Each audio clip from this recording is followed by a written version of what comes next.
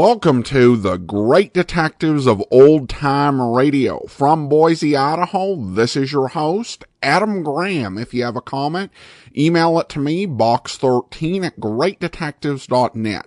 Follow us on Twitter at Radio Detectives and become one of our friends on Facebook, facebook.com/Radio Detectives. Our listener support campaign continues. You can support the show at support.greatdetectives.net through the Zelle app by sending a donation to box13@greatdetectives.net or by mail to Adam Graham, P.O. Box 15913, Boise, Idaho 83715. And when you do, during our listener support campaign, we have additional thank you gifts we'll send you. Full details or over at support.greatdetectives.net. Including a yours truly Johnny Dollar anniversary t-shirt, which we'll happily send you with a donation of $100 or more. Full list of available thank you gifts are at support.greatdetectives.net. But now we also continue with our celebration of the 70th anniversary of yours truly Johnny Dollar. And now we turn to the Edmund O'Brien era. O'Brien had the second longest run as Johnny Dollar, holding down the role from 1950 to 1952. Prior to starring as Johnny Dollar, O'Brien had played an insurance investigator in the movie The Killers. After yours truly Johnny Dollar, he had a very successful career in film and television. He won the 1954 Best Supporting Actor Oscar and Best Supporting Actor Golden Globe for his role in The Barefoot Contessa, and the 1962 Best Supporting Actor Golden Globe for his role in The Man Who Shot Liberty Valance. Now it's time for today's episode, which comes from October 14th of 1950, and the title is The Yankee Pride Matter. From Hollywood, it's time now for Edmund O'Brien as Johnny Dollar. This is Carl Bush, Johnny. Yeah, Carl, what's new? We've currently got a marine insurance headache down here. I don't know if you're interested, but your commission would be fat. I called you because I had a feeling you know Singapore. Is that right? Yeah, I've been there on a case, and it'll have to be a fat commission to get me back there. The policy is for $300,000. It covers a cargo that's being delayed out there, a time clause. What reason do you have so far? Mechanical trouble on the ship. One breakdown after another. Accidental, sabotage, or both? That's what we want to learn. Come on down after lunch and talk it over.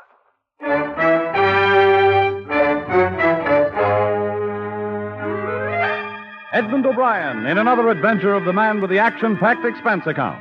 America's fabulous freelance insurance investigator. Yours truly, Johnny Dollar.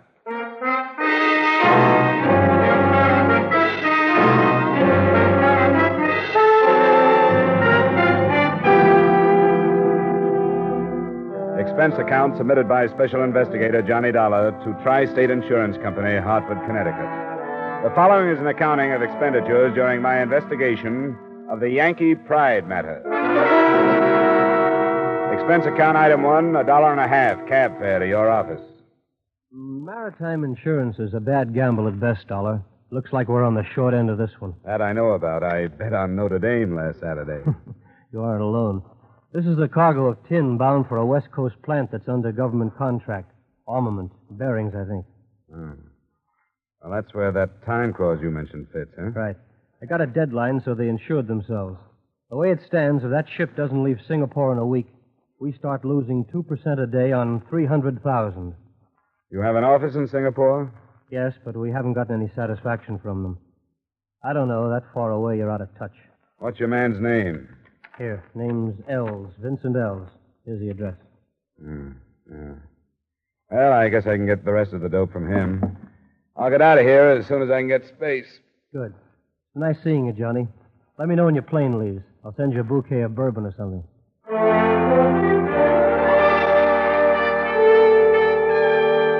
Expense account item 2, $1,280 airfare and incidental expenses between Hartford and Singapore.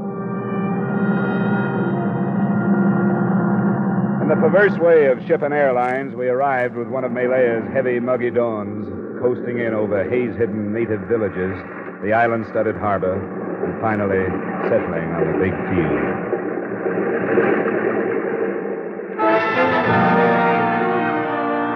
I finished customs by 9, napped in my room at the Hotel Europe till 10, and I was in Tri-State's office by 1 p.m. I'm happy to meet you, Mr. Dollar. Sit down. I trust you had a pleasant trip out. Well, it's a little too long to be pleasant, Mr. Ells, but those airline people do everything they can. Yes, you've been in the East before? A few times. Now, Then you know that the unexpected is more or less commonplace here. say, what are you driving at? It's possible that you've come on an extremely dangerous mission, sir. Oh? On the other hand, perhaps it's only coincidence. One of my adjusters has been killed. He was working on this case?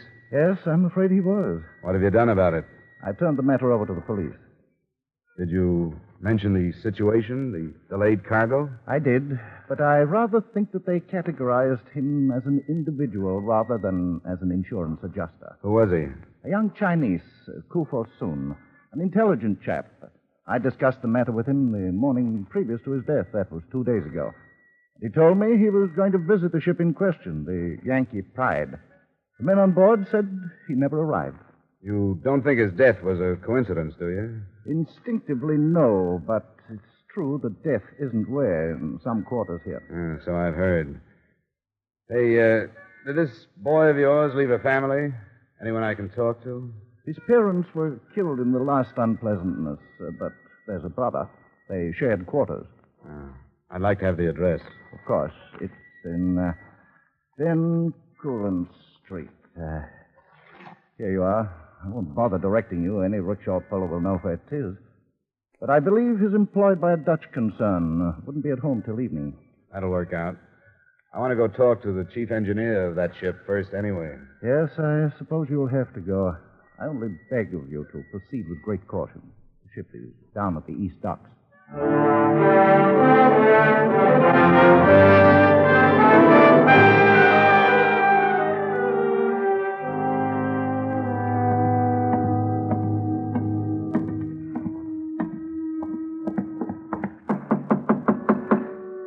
I'm in the sack. Come in. Oh, sorry to bother you, Chief. What's the matter with you? Blasted fever. Seems like this climate brings it back. Malaria? Yeah. What do you want aboard? My name's Dollar. I was sent out here by the company that's insuring your cargo. What about it? Well, they're going to start losing money if this ship doesn't get started home in a few days. Well, there's nothing they can do and nothing I can do. I have a bearing flown to me from Hong Kong. When that gets here, I can pump water into the boilers, and not before. What do you think about all this mechanical trouble you've been having? What do you mean? Well, has it all been legitimate, or could it have been sabotage? Sabotage? Now, who'd do that? I don't know. Well, it hasn't been sabotage. Bearings go and generators foul up without any help. Ask me, I've been nursing them for 15 years. When do you expect the stuff from Hong Kong? It's hard to say. People don't work the same out here as they do in the States. Well, I'll fly up there myself after your bearing if it'll get you out of here on time. Look, mister, I'm not in any shape to figure out anything now. I'm sick. I'll try and talk to the captain about it. Come back tomorrow. Will you? Uh-huh. Sure, Chief. I know. That fever's rough.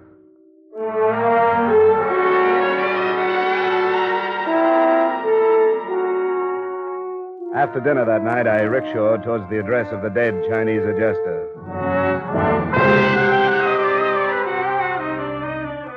I crossed over the Singapore River, which winds through the city to separate the native and European quarters, and entered Bencoolen Street. It was jammed with its people outside to take advantage of the breath of coolness that comes with night.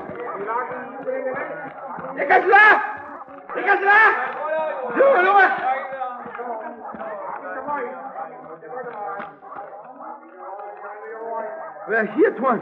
Good. Which store? I point. Good. You go some other place, point. I wait. All right, you wait.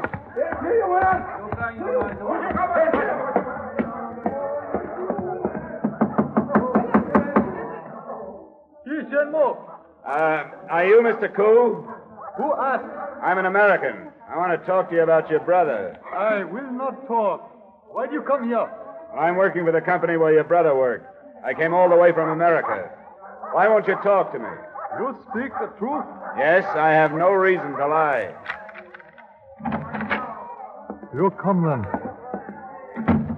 You heard in America about my brother? No, but I'm here in Singapore to do the same job he was doing when he was killed. I wondered if there was some connection. Connection? Was he killed because of what he was doing or for some other reason? I do not know. I did not know what he was doing. Are you telling the truth? Yes. What are you afraid of? Why did you tell me you wouldn't talk about your brother? I do not want to die. Why would you die? Did someone tell you that you would if you talked about it? Yes. I cannot tell anything because I know nothing. That he will not believe. Who? Come on, you can trust me. I promise you I won't mention a word of this. He who came here before the police. I told him that my brother and I speak of other things, not work. But he made promise that I die if I speak to police. Who was this man? Did you know him? No, I have never seen him. Was he Oriental or Occidental? English. He would do low work, I think. The work of frightening people for some other. Ah. And you're sure your brother didn't say anything about his work the night or day before he was killed, huh? Anything about a ship named the Yankee Pride? Nothing. I have spent many hours remembering his last words to me. He spoke only of one new thing. A woman. With Forsoon, there was always new woman. With this one, he was filled with pride and excitement. She was Malayan. Perhaps she brought him death. The man that threatened you, did he ask you about her? He asked me everything that had been talked of, but I was frightened and did not mention her. Do you know her name or where I can find her? You will keep the secret? I won't even mention that I've met you. What will you say? Well, I'll lie about when I got here. I'll tell her I talked to your brother that night before he died. Her name is Randi. There's a place of an Arab in Malabar Street. It is called Billy Parker. That is where he spoke of finding her. All right. I'll see if I can. Please. Korsoon's death is a very heavy sorrow. But my death is in the future. Do not come back. To speak further of this would be to waste the future. I won't come back, Mr. Cole. Thanks for the help you've given me. Goodbye.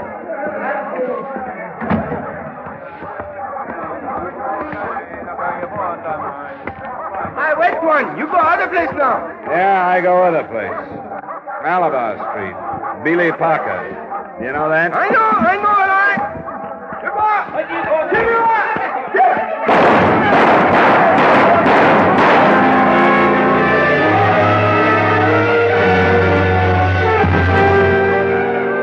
I didn't bother to go back. The crowd surging around the door I'd come out was enough to tell me what had happened.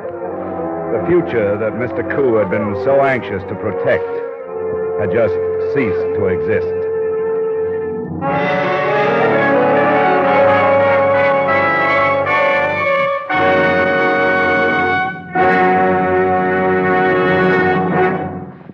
In just a moment, we'll return to the second act of yours truly, Johnny Dollar, starring Edmund O'Brien. But first, are you ready to sing it again tonight? You'll find a whole hour full of the day's popular music sung by Eugenie Baird, Alan Dale, Bob Howard, and the Riddlers. You'll hear the tuneful riddle songs that lead to Sing It Again's Phantom Voice Treasure Trove. $5,000 in cash and $10,000 more in wonder prizes.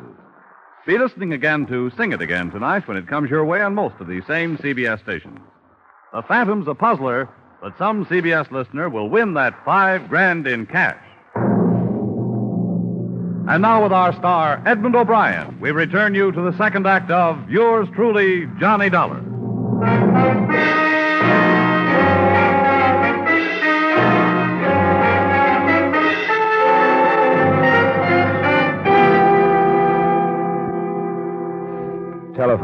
travel at a premium in the native quarters of Singapore. I wanted to report what had happened to Vincent Ells and tell him where I was going and why. So I tried to find one, but couldn't. The joint called the Beeley Parker was a mixture of nationalities, languages, and tobacco smoke. I spotted two Occidentals as I went in. They ignored me, so I ignored them and elbowed a place at the bar. Hello, boss. What you drink? Any scotch? Oh, yes, sir. Got good scotch. I'll take one. Don't mix it. Yeah, I'm looking for a girl named Rondi. She here tonight? Rondi? You go table. She serve you, boss. You pay her. Right. Rondi! Rondi! Come quick.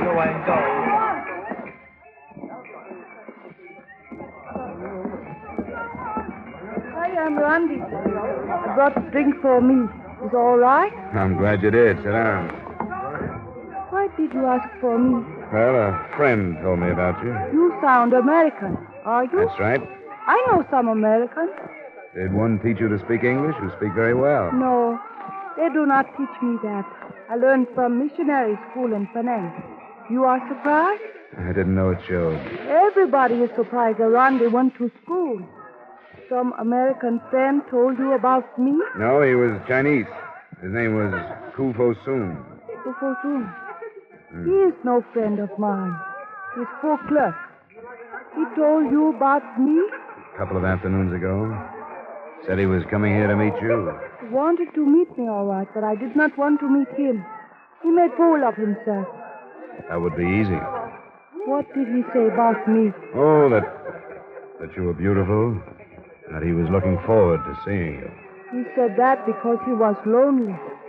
I know about men. Is that why you think of me tonight? Because you are lonely? As a matter of fact, I am. What is your name? Dollar, Johnny Dollar. You tease me. I'll admit it has a ring to it. No. I tease you. I know the name. In Penang, my father worked for a steamship line with that name. Are you in shipping business? No relation. Shall we get rid of the scotch? How do you say? Bottoms up. Okay. I think I like Kufo better now.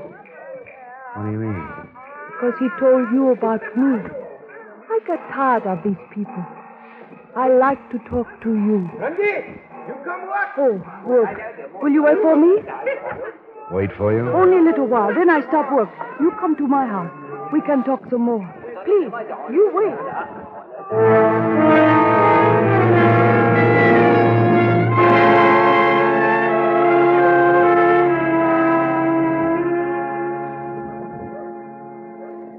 Rondi, are you lying to me, or don't you really know that Kufo Soon is dead? He is dead? I only knew him that one time. Not as well as I know you. How should I find out? Why should I lie to you? Because the chances are that you're the last person to see him before he was killed. How do you know that? Because he was on his way to meet you, and he never came back. There are many places to go in Singapore. Yeah, but it all keeps returning to you or that place. Soon's brother was shot right after he told me about you. I did not know he had brother. Johnny, I do not want to talk to you like this. I gave the name of the place to my rickshaw boy. Somebody overheard it. And the shooting took place right after we left. Why would somebody want to keep me away from you? Nobody wants to keep you away from me. You are frightened? Ah, that's past. If they'd wanted to kill me, they would have by now. Why did you bring me here? I thought you understood. You are in trouble. Why don't you tell me? To listen to you, I would help you. Forget it. That would be better. I will help you forget, too. I'll make a drink. Pie. You like pie? Sure, anything. Do not think about your dead friends, John. You cannot help them now. You think of me. What else? Easy now. Easy. Sorry to interrupt.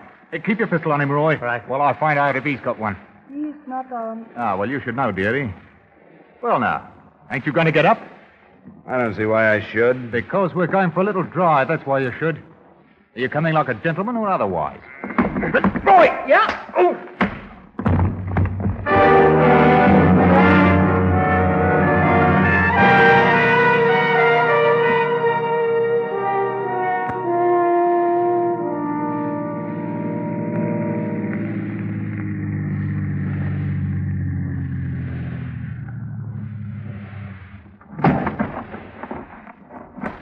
Well, Dollar, what do you make of this? You go to sleep in a river shack, you're not careful now, stay on your feet, and you wake up on the threshold of a blasted mansion. Here, give me a hand, Roy, he can't hold his feet yet. All right. You know, you're an important man, Dollar, but don't get big-headed. There's them that's more important. Major, here we are. I'm in the library. Come along. Right you are. Go on, straight ahead. What on earth have you done to him? He was quite violent, sir. Here, help him to the chair. I'd hoped this wouldn't happen, Mr. Dollar. Let me look at you. Don't bother. You'll get a foot in the face if you get close enough. I promise you that. Oh, I see. It's obvious that you fancy yourself a difficult man to deal with. But let me share a simple truth. You will accomplish nothing here until I allow you to. Those are strong words. I have the power to support them. I know all about you, why you're here. My chief engineer will see that the Yankee pride does not move until I give the word. And when will that be? When I am ready to leave for Mexico. You're crazy. That ship isn't going to Mexico. Oh, yes, it is, Mr. Dollar. Because I have paid well for passage there. You don't buy ship's articles. The Yankee pride says she's going to San Francisco. One can buy anything with sufficient funds. The simplest are the petty official signatures needed to make these changes. You'd be amazed at how easily eyes are blinded and ears deafened. You don't agree with me? Up to a point. I understand. You think that I brought you here for the purpose of bargaining with you? There's no need for that. Why am I here? Because I enjoy my power. And at the moment, I'm fighting you and your stumbling, idiotic methods. You're proud of your own? What kind of power did it take to bring off the murders of the Koo brothers? I'm not impressed. You will be. I'm going to let you go on with your investigation because you're a harmless pipsqueak. Thanks. How much money will your company lose by further delay? 2% of $300,000 for each day over schedule. Well, please convey to them my thanks. And tell them I shall cover their loss. They won't attempt to prosecute. You may go. Earl and Roy will drive you wherever you wish them to.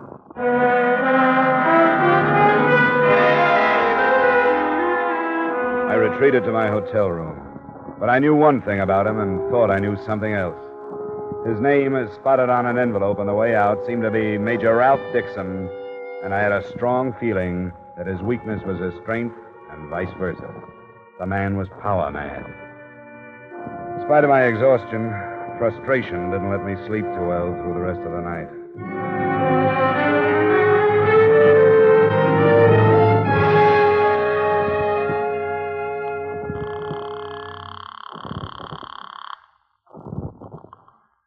Good morning. Mr. Ells here. This is Dollar. Well, I'm glad you phoned. I worried about what might happen to you last night. Well, don't think for a minute that it didn't happen. What do you know about a Major Ralph Dixon? Ralph Dixon? Yeah. Why, nothing. Who is he? Well, he boasts that he's the man behind our trouble. He's crazy, and I really mean that. Oh? He claims that he's bribed everybody concerned with the Yankee Pride sailing, including port officials. Mr. Dollar, you sound serious. I believe him. Look, you have better entree here than I have. Would you see that you can learn something about the ship's papers being changed to include a Mexican port? Oh, there was no Mexican port. I know that. Well, he says there is. And see what you can learn about his visas and passport. And you might even check customs. He's holding the sailing up for something. I say, what are you going to be doing? Well, I'll start at the other end. I know my way around the bottom.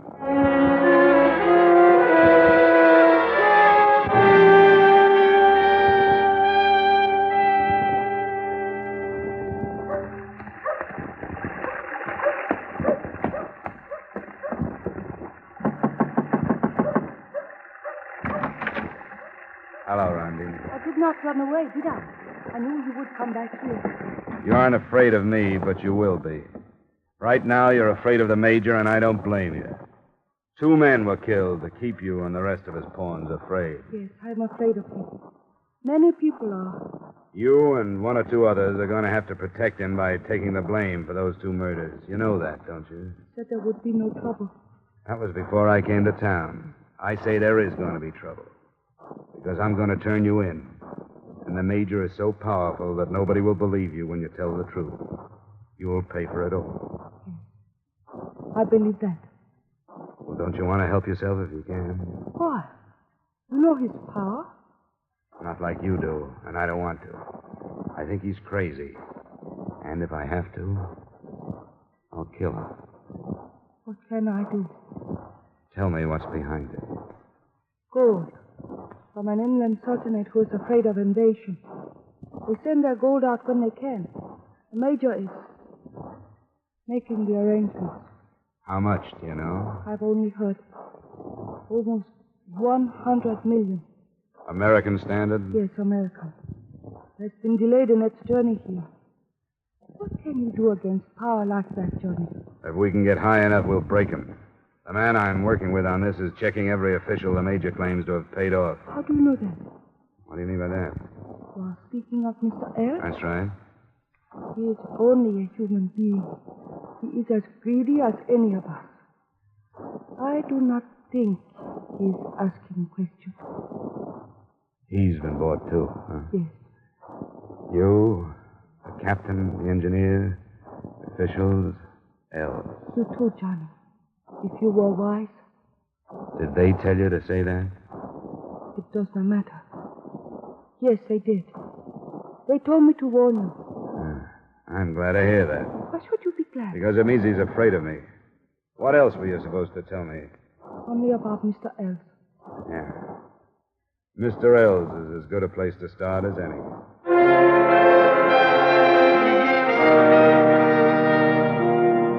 A check on the tri-state office told me that Els had left for home, so I followed him there. It was a cottage set back from the street.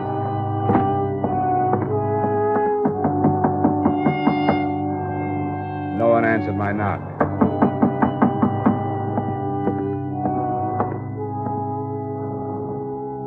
Through the veranda window, I could see why.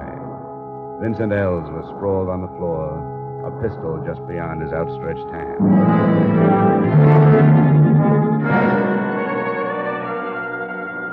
On the way to Major Dixon's, I stopped at my hotel long enough to get an automatic out of my luggage.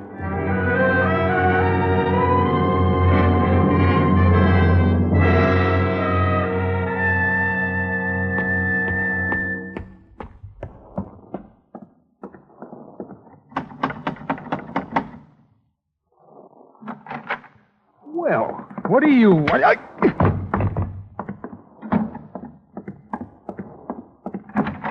What's the meaning of this? I just left Vincent Els' house. Oh, yes. I've been advised that the poor man took his own life. Perhaps you can profit from his act. I think I can. What happened?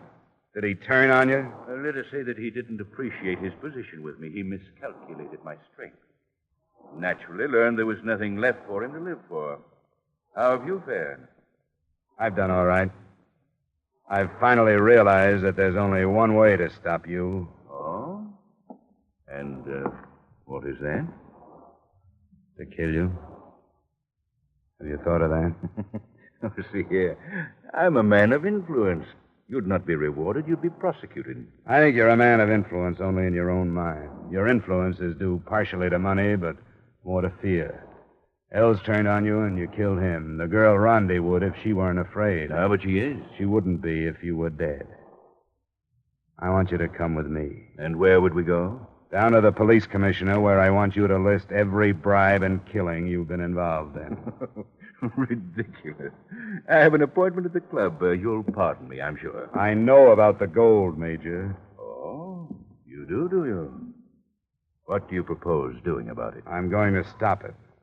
You? Don't try to leave, Major. Major!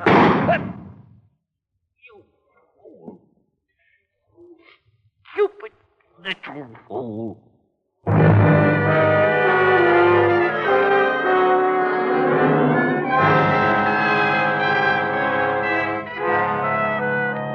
I didn't kill him. As it turned out, I didn't have to. Police investigation of the shooting brought out all the truth. The gold was confiscated when it arrived, and after 3 days of questioning, I was released. Remarks? You may lose 2 days on the Yankee Pride schedule, but to balance that, you also lost Mr. Ells, an agent you can do without.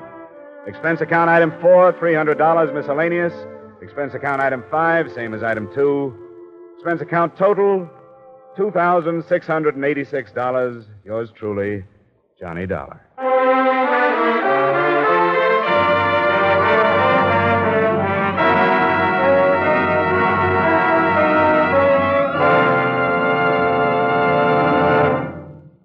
Yours truly, Johnny Dollar, stars Edmund O'Brien in the title role and is written by Gil Dowd with music conducted by Alexander Courage.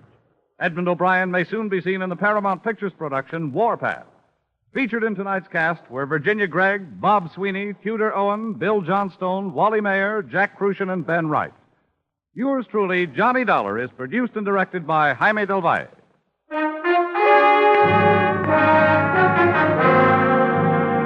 This is Bob Stevenson inviting you to join us next week at this time when we'll again bring you Edmund O'Brien as... Yours truly, Johnny Dollar.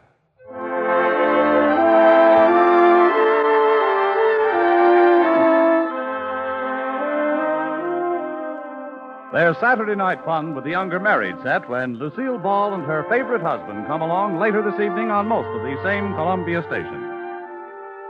Now stay tuned for Vaughn Monroe's Caravan, which follows immediately on most of these same CBS stations. This is CBS, where Hopalong Cassidy rides every Saturday night on the Columbia Broadcasting System.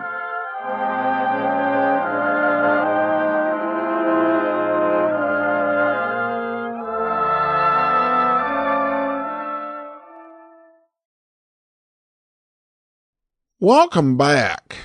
O'Brien was really intense in this, but he also found himself in a really extreme situation, which made the extreme action seem a bit justified. This may have been the most serious, hard-boiled private detective show that was ever on the air.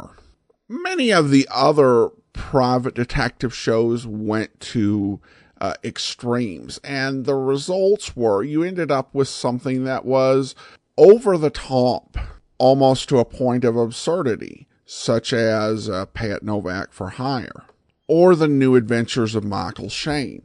Or you end up with something where you have a character who's your lead who's not particularly likable because of the extremes they went to in making him hard-boiled, like That Strong Guy or That Ammer Guy, or Man from Homicide.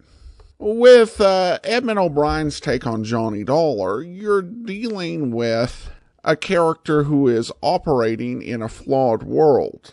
A world with a lot of corruption and doing the best he can to try to overcome that and get his job done. Also, the music is strikingly different from what it was during the Russell era. You still have some elements of the original theme, but the tempo and the arrangement are different, which really does fit the overall mood of the series under Edmund O'Brien. Also, the guest cast in this is really strong. It's got many of the same actors who would really make such a big impact on the Bob Bailey era with their repeated guest appearances, including, of course, Virginia Gregg. Now we continue on with more of my interview with John Abbott, author of the Who Is Johnny Dollar matter.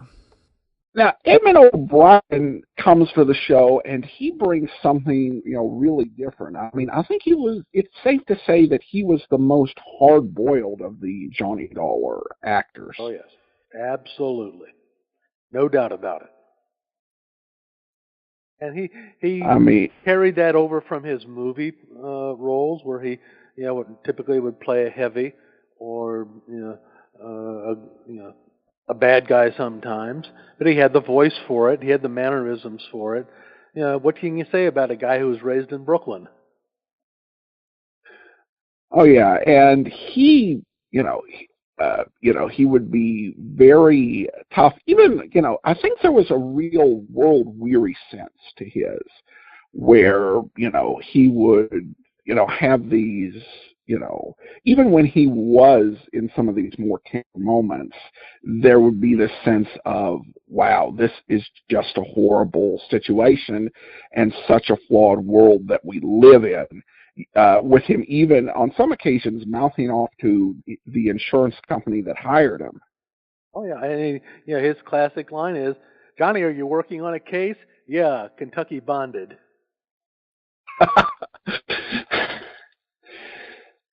Now, John Lund, he was not afraid of having a drink or 5 or 10. Oh yeah, you definitely. You kind of have that sort of whole